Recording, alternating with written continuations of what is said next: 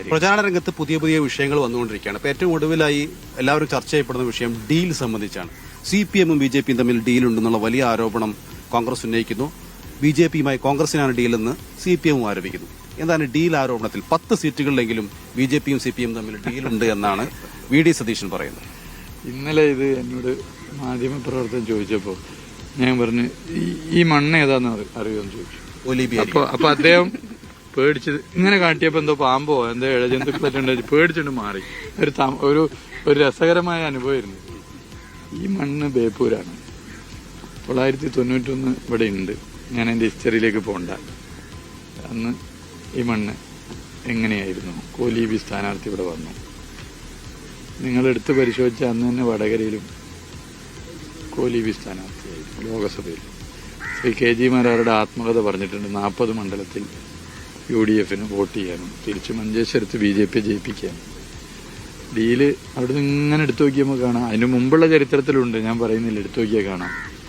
BJP കേരളത്തിൽ ആദ്യമായി നിയമസഭയിൽ അക്കൗണ്ട് തുറക്കുന്നത് 2016-ലാണ്. നിയമത്തെ വോട്ടിംഗ് പാറ്റേണിൽ ആ ഡീല് കാണാം. UDF വോട്ട് BJP ചെയ്തത്. അപ്പൊ അതൊക്കെ ജനങ്ങൾക്കറിയാം. ഞാൻ പറയട്ടെ, ഞാൻ പറയുന്നത് നിലപാട് പ്രായോഗികമായി എടുക്കുന്നുണ്ട്. വാചക കസർത്തല്ലല്ലോ മതനിരപേക്ഷത മുറുകെ പിടിക്കുന്നതിന് നമ്മള് ഒരു അളവുകോലായി കാണുന്നത്. വാചക കസർത്ത് ഇപ്പൊ ആർക്കും വാചകം എന്തും അടിക്കാം, അങ്ങനെ ചെയ്യും ഇങ്ങനെ ചെയ്യും.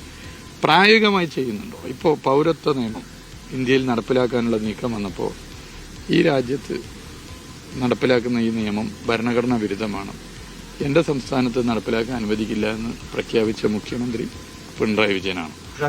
മുഴുവൻ കേൾക്കിങ്ങളെ. പൗരത്വ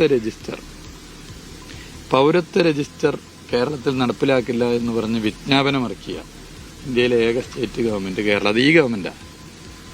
നേറ്റിവിറ്റി കാർഡ്, ഇതിനൊരു പരിചയ പോലെ നമുക്ക് ചെറുക്കാൻ പറ്റുന്ന നേറ്റിവിറ്റി കാർഡ് ഒരു സ്റ്റേറ്റ് കൊണ്ടുവന്നിട്ടുണ്ടെങ്കിൽ അത് കേരളത്തിലാണ്. എന്തേ കോൺഗ്രസ് ഭരിക്കുന്ന കർണാടക ചെയ്യാത്തത്? ഇവിടെ ഡീലും ലീഡും ഒക്കെ പറയുന്ന ആളുകളല്ലേ അവിടുത്തെ നേതൃത്വം. എന്തേ അവിടെ ഇത് ചെയ്യിക്കാത്തത്?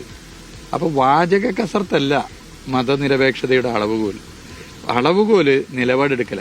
തെലങ്കാനയിൽ ചെയ്യുന്നില്ല, കർണാടകയിൽ ചെയ്യുന്നില്ല. ബുൾഡോസർ ഇട്ട് മുസ്ലിം ജനവിഭാഗത്തിന്റെ വീട് തകർക്കുന്ന പരിപാടി കേരളത്തിലുണ്ടോ? ഇവിടെ ഒരു വർഗീയ കലാപം കേരളത്തിലെ LDF ഭരിക്കുമുണ്ടോ? ഞാൻ പൂർത്തീകരിക്കട്ടെ. വർഗീയ കലാപം എന്താ കേരളത്തിൽ? ഇവിടെ എന്താ ബുൾഡോസർ എടുത്ത് ന്യൂനപക്ഷങ്ങളുടെ വീട് തകർക്കാത്ത? എന്താ കർണാടകയിലെ നടക്കുന്നത്? ഇതൊക്കെ ജനങ്ങൾക്കറിയാം. വാചക കസർത്ത് നടത്തി തൽക്കാലം ഇങ്ങനെ പോയാൽ കാര്യം നടക്കുമെന്ന് ആരും കരുതണ്ട. BJP മാറി കോൺഗ്രസ് വന്നാലും BJP-യുടെ മതവർഗീയ നിലപാടുകളാണ് ഈ കേരളത്തിൽ മേധാവിത്വം പുലർത്തുക എന്ന് പൊതുവെ ആളുകൾക്ക് അറിയാം. അതുകൊണ്ടാണ് ഇടതുപക്ഷത്തിന് എല്ലാവരും സപ്പോർട്ട് ചെയ്യുന്നത്. ഇത്തവണ ഡീല് എന്നുള്ള ആരോപണം പൂർണ്ണമായും നിരായ അല്ലെ? ഡീല് എന്നുള്ള ആരോപണം തന്നെ അജണ്ട വഴിമാറ്റാനാണ്. അജണ്ട ഇത് കേൾക്കണം. ഡീല് എന്നുള്ള ആരോപണം തന്നെ അജണ്ട വഴിമാറ്റാനാണ്. ഇവിടെ നടക്കുന്ന ചർച്ച എന്താ?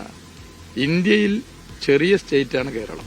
പക്ഷേ ഇന്ത്യൻ മതനിരപേക്ഷതയുടെ തലസ്ഥാനമായി കേരളം മാറുന്നതിന്റെ കാരണം ഈ 10 വർഷക്കാലം ഇടതുപക്ഷ സർക്കാർ കേരളത്തിൽ ഭരണം നടത്തി മുന്നോട്ട് പോകുന്നതിന്റെ ഭാഗമാണ്.